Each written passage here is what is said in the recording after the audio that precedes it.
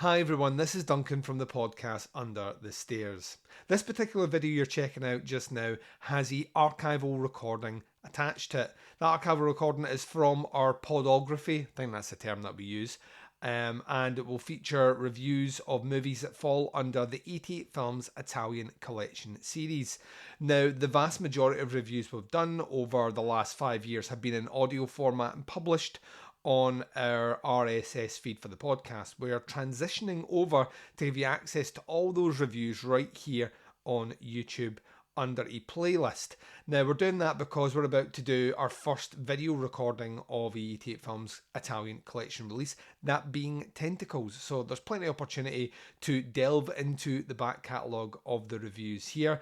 And if you like what you hear, then please hit subscribe on the channel, leave your comments below, and check out the rich catalogue of over 1,200 episodes we have on podcasts Under the Stairs on any podcatching device or Spotify that you use. So stick around, enjoy the episode, and I'll speak to you very soon. The Long Hair of Death.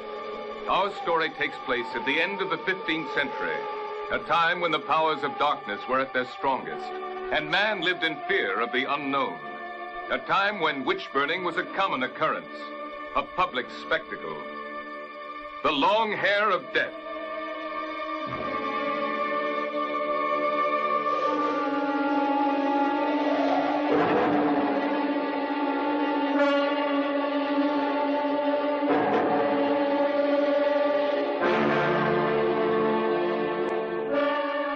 The Long Hair of Death. A film that will chill your spine and keep you gripped in your seat as you watch one of the most incredible stories of all time unfold before your eyes.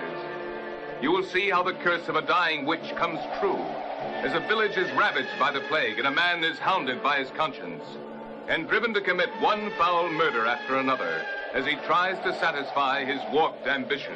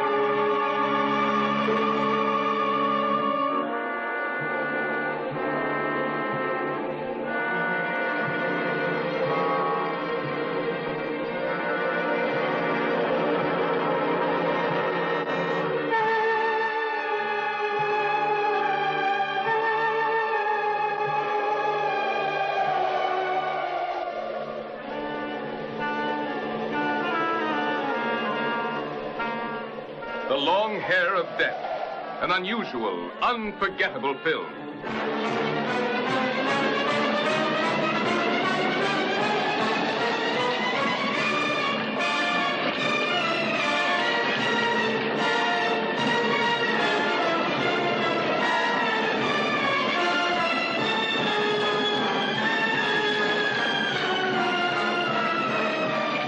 Do not miss The Long Hair of Death.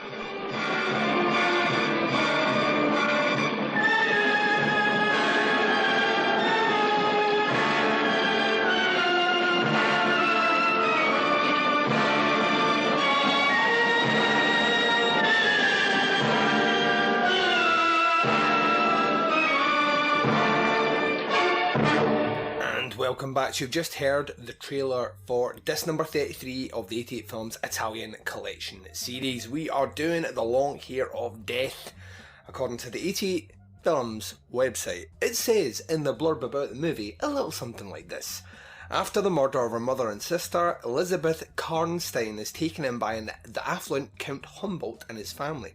She's been married to his twisted son Kurt, and as a plague sweeps their small village, one prophesied by Elizabeth's mother before her death, the spectre of Elizabeth's older sister, Helen, appears. During one fateful stormy night, anyone with the surname Humboldt starts to perish one by one.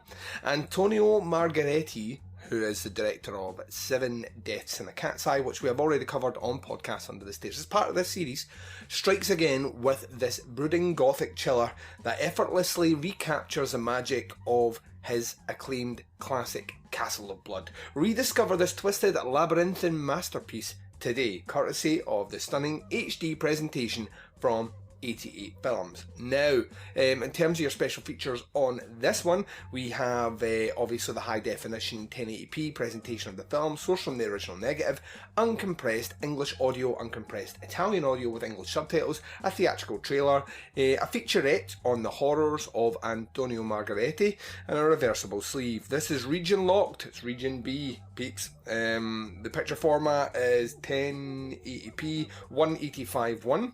Audio format is LPCM stereo, and language is English. There is newly translated English subtitles in this one, so I don't know how they look before. And the runtime of the movie is approximately about an hour and 40 minutes. All in on this one.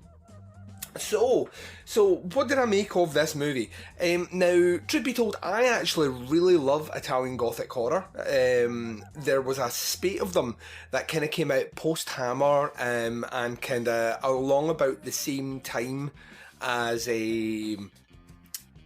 American International Pictures. Roger Corman started doing his kind of Poe adaptations with Vincent Price, and what I found always super interesting about the Italian aspect about this is that originally when they started doing their kind of gothic horrors, people were already shooting in colour, but for whatever reason Italy decided to really kind of double down on the black and white. So you were always getting these kind of interesting black and white outputs, most notably probably the high watermark of that is Black Sunday, which along with this movie has a pretty amazing performance by the rather delightful and oh my good god almighty Barbara Steele, who's kind of playing a similar-esque role as she is before, in that movie to this movie. So you have that whole aspect going on. It would not be that long before Mario Bava kind of changed the landscape and gave us, absolutely incredible sort of works of kind of gothic horror but done with colour. When you're looking at something like even Black Sabbath, some of the elements here which are like the Wurdelak and stuff, which is definitely leaning towards the kind of gothic horror elements, but it's shot in this bright, vivid colour scheme that you kind of get absorbed into it. And then from there, you very rarely get much in the way 60s output where people are jumping back to do gothic stuff like this. I mean, even if you look at Bava's The Whip in the Body, which is, kind of similar time period to this movie, it's certainly, it's high octane colour spectrums and use is kind of what drags you in as a viewer. So this one comes out like a couple of years after Bloody Sunday. This one comes out in 1964. So this is a little bit removed, but owes a lot to it, and it's difficult not to see it owing a lot to it. That being said, Margheriti himself, if you watch the featurette, had a penchant for this genre as well, and he was actually really kind of gifted at what he did in telling you stories within the kind of gothic horror genre, so to speak. Long Hair of Death is kind of the continuation of that, but at the same time, I think it suffers a little bit, and we'll get into that in a minute. There are a lot of things in this I really like. It has a great villain at its core. George Ardison, who plays Kurt, who is this horrible fucking twisted little dude who kind of revels in not only the fact that he has murdered off his future wife's mother, accused of being a witch, but then the older sister as well, who was kind of going to marry her at some point, and then kind of got her bumped off. mostly at the hands of his dad. He was kind of behind that after he's taken advantage and kind of... She tries to use her body as a payment to save her mother, and that doesn't happen. And then the way they treat the daughter of her Elizabeth's younger sister, played by Helena Zellweger, I think that is. She was in a movie called Date for a Murder.